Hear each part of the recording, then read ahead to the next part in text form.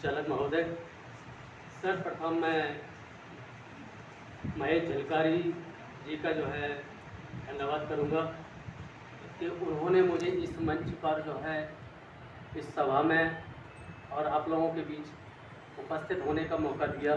महेश जी, मंचासीन अध्यक्ष, वरिष्ठ नेतागण, समाज के लोग और सामने बैठे मेरे मित्र साथी, संघर्षशील साथी, मैं अपनी बात अपने तरीके से कहूँगा। संगठन बनेंगे, चलेंगे और भी बनेंगे, पहले भी हैं संगठन। भारत में संविधान है, भारत में संविधान के द्वारा लोकतंत्र है। सदन में 543 युद्धकर्मी भी हैं जो पूरे देश को चला रहे हैं। बाबूजी जो चित्रकूट से आए, उन्होंने एक बात कही 131, उस पर गौर करते हुए ध्यान रखिएगा, ये कहूँगा मैं। इस मंच से दो तीन सवाल हैं जो उठाए जा रहे हैं। पुरानी पेंशन लागू, यानी कि पेंशन थी, ये प्रमाण हो रहा है। और भी सुविधाएं हैं, ये सुविधाएं कौन देगा? यहाँ कोई व्यक्ति है जो ये पेंशन लागू कर सकता है? ये सामने कोई बैठा है ऐसा व्यक्ति, या कोई मंच पर बैठा है कोई व्यक्ति ये पेंशन लागू कर सकता है? बंद किसने की और चालू कौन कर सकता है? 543, जिनमें हमारे लोग भी बैठे हैं, हमारे अपने घर से, हमारे अपने रिश्तेदार, बहुत करीबी, जो अपना बन के अपनों को ठग के जाते हैं। 131 भी उनमें शामिल है। वो भी चुप बैठे हैं, गांधी की बंदर की तरह, बोलना नहीं जानते, कुत्ते के पट्टे से बंधे हैं गांधी की तरह, देखना नहीं चाहते, भौंकना भी नहीं चाहते, चाटना जानते। किसकी चाटना जानते? थोड़ा सा दर्शन करो सर। बीच में हमारे कैबिनेट मंत्री भी बैठे हुए हैं, मेरी एक दो बार वार्ता हुई है, शायद अब पहचान हो जाएगी। अगर समय कम देंगे सर तो मैं कम कर दूंगा, लेकिन महत्वपूर्ण बिंदु पे बात करूंगा। मैं सिर्फ भाषण देने नहीं आया आप लोगों के। 131 सांसद, कभी किसी ने कोई कैबिनेट में बिल पेश किया? 131 सांसद SC ST के अनिवार्य हैं, वो जाएंगे, कोई पार्टी उनको टिकट दे अन्यथा ना दे। 131 सीटें हमारी बपौती है, इसके बाद भी आपके अधिकार के लिए एक भी बिल स्वतंत्र भारत से अभी तक आप लोगों के लिए पेश नहीं किया गया। इसके बाद भी हम वोट देते हैं। कभी चिंतन किया? नहीं किया। 543 में हमारा 131 का रिजर्वेशन है। इसके सामने एक और सदन होता है जिसे हम उच्च सदन कहते हैं। क्या उच्च सदन में हमारा प्रतिनिधित्व होता है क्या? वहां आरक्षण है क्या? नहीं ना। संविधान में लिखा है कहीं आरक्षण? कभी हमने बात क्यों नहीं की कि हमको उच्च सदन में भी जो है आरक्षण दिया जाए? ले रहा आरक्षण है, दिखेगा नहीं आपको, मंत्री जी समझ जाएंगे जल्दी से। राज्यसभा में जो लोग जाते हैं वो विधानसभा से जाते हैं, विधानसभा के मेंबर उनको भेजते हैं। विधानसभा में तो हमारा आरक्षण होता है ना। इसके बाद भी हम राज्यसभा में शून्य रहते हैं।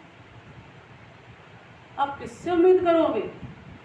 हमारे अपने लोग राज्यसभा में भी वोट उनको ही देखते हैं जिनसे लकड़ी कटवाना है, कुल्हाड़ी को वोट देते हैं। समझिए, हम डीपली संविधान पे तो बात करते हैं, संविधान के अंदर लिखा क्या है कितने लोग जानते हैं? मैं गारंटी से कह रहा हूं, बहस कर लो। भारत के 143 मूर्ख लोग बैठे हैं जिन्होंने संविधान को न पढ़ा है न गढ़ा है, सिर्फ शपथ ली है। मैं गारंटी से कहता हूं, संविधान के माध्यम से हमने सिर्फ सर्विस मांगी है, अपने अधिकार मांगे हैं। संविधान के अंदर जो कर्तव्य है, क्या हम लोगों ने उसका निर्वहन किया? क्या हम जिस संविधान के माध्यम से जो हमको सर्विस मिली, क्या हमने कभी अपने कर्तव्यों का पालन किया? संविधान के माध्यम से देख लो, पुलिसकर्मी, लेखपाल भर्ती होते हैं, लेकिन शोषण किसका करते हैं? हमारे लोगों का। ये संविधान में लिखा था कि हम लेखपाल बनाएंगे तो शोषण भी दलित की जमीन को उल्टा सीधा लिख देना। ऐसा ही है ना, इस संविधान में लिखा है भाई। हमने कहीं डीपली संविधान को नहीं पढ़ा।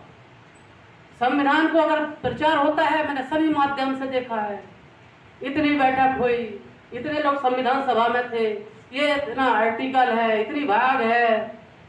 संविधान की अंदर की आत्मा को पढ़ो, वो साफ, वो लाइन लिखी क्यों है, उसको पढ़िए। अगर मौका मिले मेरे साथ डिस्कस करो, मैं बताऊंगा एक एक शब्द संविधान का किसी प्राण से कम नहीं लिखा हुआ है। उस समय के स्वतंत्र भारत के जब एक सदन था, कोई विपक्ष नहीं था, और सबों ने एक सुर के साथ डिस्कस करने के बाद, आपसी मंथन करने के बाद कितना प्यारे संविधान को जो है अंगीकृत किया था। डिस्कस करने के बाद, थोपा नहीं था, जबरदस्ती किसी ने थोपा नहीं था, डिस्कस हुआ था, लिखा जाता था संविधान, डिबेट होती थी संसद में, फिर उसको एक्सेप्ट करते थे। हाँ ये बात, अब इसको राइटिंग वर्क में लाओ। कभी देखा कि आप कहीं नहीं बताइए, यहाँ निजीकरण की बात हो रही है। संविधान में कहीं लिखा है निजीकरण? कहीं लिखा? संविधान में देखो, भारत सरकार के उपक्रम हैं। ये हमारे जो महेश जी हैं, जिस विभाग में ये काम करते हैं, जिसको हम कहते हैं रेलवे विभाग, ये भारत सरकार के उपक्रम हैं। और अगर उपक्रम बेच रहे हैं तो फिर चंबल के डाकू में और इनमें कोई अंतर नहीं। जिस तरह से चंबल का डाकू डाका डालता था और एक बानिया के यहाँ जाके, क्योंकि उसके पास बैंक नहीं होता था, वो अपना सोना चांदी एक बानिया के यहाँ जाके बेच देता था। इसी तरह से ये 543 में जो डाकू हैं, जिनकी सरकार चल रही है, इनके भी बानिया हैं। इनके बानिया कौन से हैं? अडानी, अंबानी। ये ईमानदार है। जैसे गब्बर सिंह सोले का ईमानदार था ना, उसका कोई परिवार नहीं था, उसका कोई बैंक अकाउंट नहीं था। इसी तरह से ये वर्तमान में भी ईमानदार है, लेकिन इनके पास जो बानिया हैं, कोई ईमानदारी से रेलवे को खरीद रहे हैं। और चंबल का डाकू ये बाकायदा रेलवे का निजीकरण कर रहा है। एक अलग तरीके की डकैती। इसको कैसे करोगे पूर्ति? ये हो गई समस्या। समाधान कैसे करोगे? भारत में 7 या 8 हो गई राष्ट्रीय स्तर की पार्टी, अगर आम आदमी पार्टी बोला शायद 8 हो गई होंगी। एक पार्टी है सिर्फ राष्ट्रीय स्तर की जिसमें दलित नेता है। उस पार्टी ने मौका दिया राज्यसभा में, उस पार्टी से लोग टिकट मांगते हैं, लेकिन इसके अलावा राज्यसभा में बाकी की पार्टी किसी दलित को राज्यसभा भेज सकती है क्या? और भेजेगी तो क्यों भेजेगी भाई? वो क्यों भेजेगी? क्योंकि उच्च सदन में आपका बहुमत हो जाएगा तो फिर आप अपने लिए कानून पास होने देंगे? आप अपने शोषण के लिए कानून पास होने देंगे? नहीं। हम 543 की बात करें, 543 में हमारे लोग भी बैठे हैं। हम भारत सरकार के लिए आंदोलन करते हैं? नहीं, हमें उस क्षेत्रीय व्यक्ति को आंदोलन में लाना चाहिए, उसको टारगेट करना चाहिए जिसको हमने वोट दिया है। क्योंकि सांसद प्रतिनिधि होता है और सांसदों का प्रतिनिधि प्रधानमंत्री होता है। हम प्रधानमंत्री को टारगेट करते ही हमारी मूर्खता है। कर लोगे जी प्रधानमंत्री से? आपने चुना प्रधानमंत्री को, प्रधानमंत्री बहुमत दल का नेता होता है जिसे आप हटा नहीं सकते, लेकिन आप सांसद बदल सकते हो। सिर्फ एक ही चीज है, मिशन 543 के माध्यम से अपने अपने क्षेत्र के सांसद को टारगेट करा दीजिए, आप जो चाहेंगे वही होगा। सिर्फ अपने अपने क्षेत्र के सांसद को टारगेट बनाओ, उसको बोलो कि ये कानून बनाओ। अगर कानून नहीं तो क्या संसद में कानून ही बनता है और कोई काम नहीं होता, और कानून सदन में पेश हो जाता है, वही हम लोगों पे इम्प्लीमेंट होता है। सांसद का यही काम होता है। वैसे तो सांसद हमारे यहाँ फीता काटते हैं लैटरिन होकर ज्यादातर, विधायक भी मंत्री भी यही काम करते हैं, ये सदन में बोलते नहीं है। क्या कभी सांसदों का आपने विरोध किया जब ये वॉकआउट करते हैं? वॉकआउट में कोई आर्टिकल है संविधान में? जिस सदन में कैसे वॉकआउट करते हैं, किस अधिकार से वॉकआउट करते हैं, कभी आपने प्रश्न किया है? वॉकआउट करने का कोई अधिकार ही नहीं। जानते क्यों? हम बच जाएंगे, आप चोरी कर लीजिए, हम वॉकआउट कर लेते हैं, और जब हम वॉकआउट कर लेंगे तो बहुमत कम हो जाएगा, आपका बिल पास हो जाएगा। तो हम अपने लोगों में भले बने रहते हैं। और जैसे हमारी बहन जी मायावती ने राज्यसभा से जो है इस्तीफा दे दिया था, थोड़ा सा मैं समय लूंगा सर, संचालक महोदय।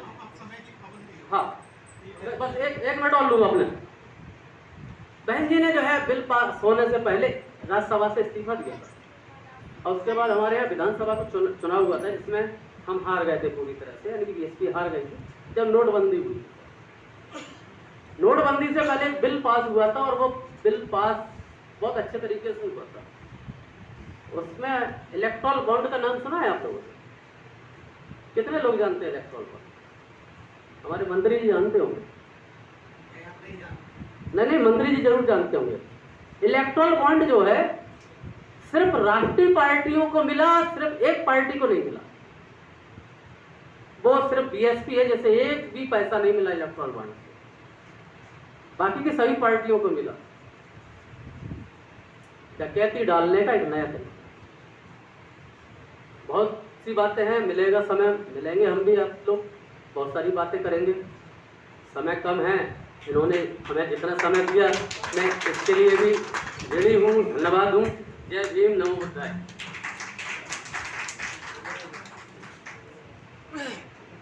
अभी हमारे बीच में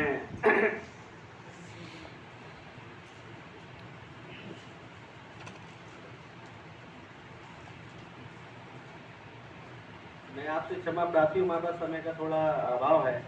और साथियों,